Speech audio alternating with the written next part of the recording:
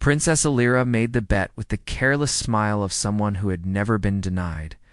The imperial Skybeast Roth prowled inside a ring of storm pylons, a creature bred in the charged skies of gas giants, with folded wings like thunderheads and eyes bright as reactor cores. It had killed handlers, crushed drones, and once torn a nobleman apart. So when the princess looked at the lone human envoy and asked if Earth's courage was real or merely a noisy export, laughter swept the chamber before Commander Duran Vale said a word. He only watched the beast with the calm of a man studying rain, because the galaxy had learned that when humans stopped performing, something serious was usually about to happen. Alira lifted her jeweled hand. If the human could touch Roth and keep that hand, she would surrender her ceremonial flight crest before the whole court if he failed. He would kneel and admit that human bravery was only ignorance with posture. Even Roth lifted its horned head as if it had heard fate move. Then the laughter started sounding nervous. Duran was not polished enough for that room, no cape, no jewels. Just a broad-shouldered man in a dark uniform, with old scars, tired eyes, and the kind of stillness veterans earn the hard way. Alira expected a speech. Instead, he asked one question. "Has anyone here tried listening to it?" The court laughed again. But an elderly handler near the pit went pale, because there was a difference between controlling a thing and understanding it. And the very Empire had always preferred pain to patience.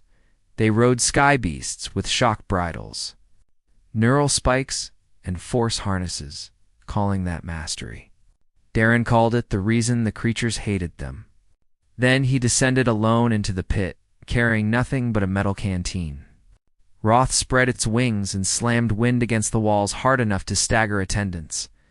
Sparks jumped from claw to stone, alarms flashed, and still the human kept walking until he reached the edge of the strike range and stopped. Not in challenge, not in fear, simply in patience. He waited so long the crowd grew restless. Then he crouched, uncapped the canteen, and poured water onto the alloy floor, cold mineral water. Just enough for the scent to rise through the electric air. The old handler whispered in shock, because old records had noted that wild sky beasts descended during drought cycles, searching for mineral ice. The Empire had cataloged the fact and ignored it. Darren had not.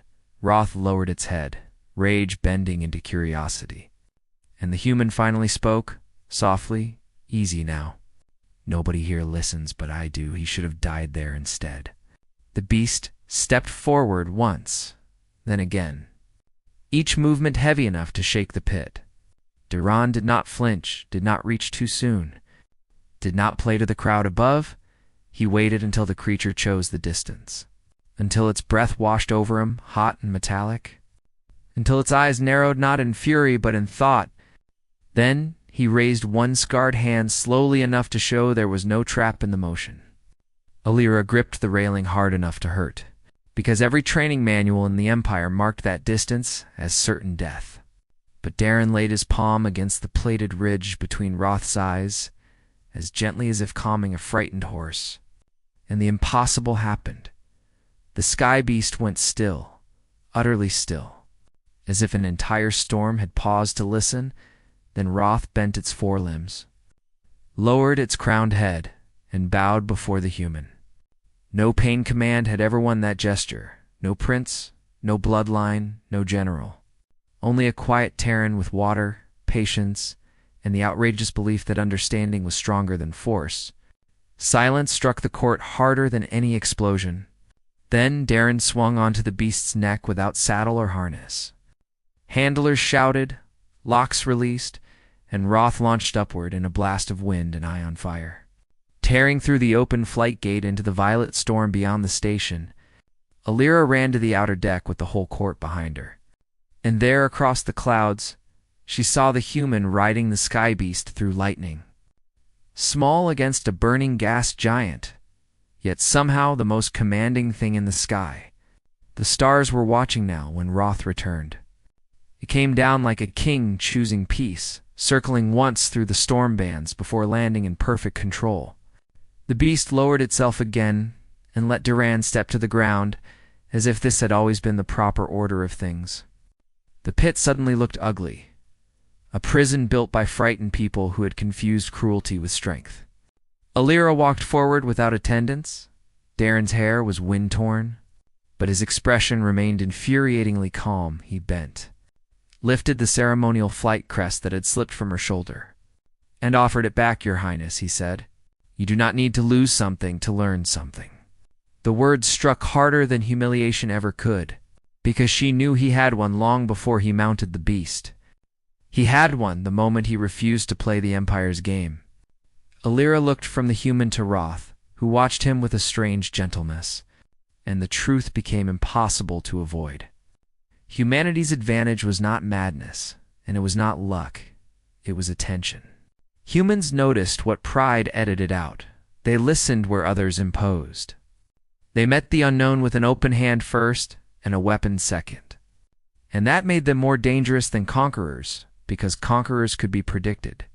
But people who understood fear without obeying it could change the shape of a world. Alira took the crest, then pinned it to Darren's plain collar anyway. Not as payment for a lost bet, but as honor. When the nobles began to protest, Roth opened one radiant eye, and the entire court remembered silence. The princess had bet that a human would try to break a monster and fail.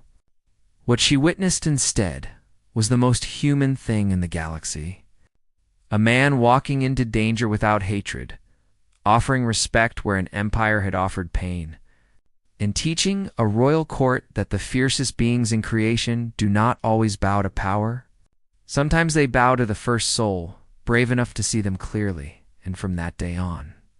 Whenever anyone mocked Terrans as blunt creatures from a rough little world, Princess Alira would only smile, because she had seen a Skybeast bow, and she had understood why.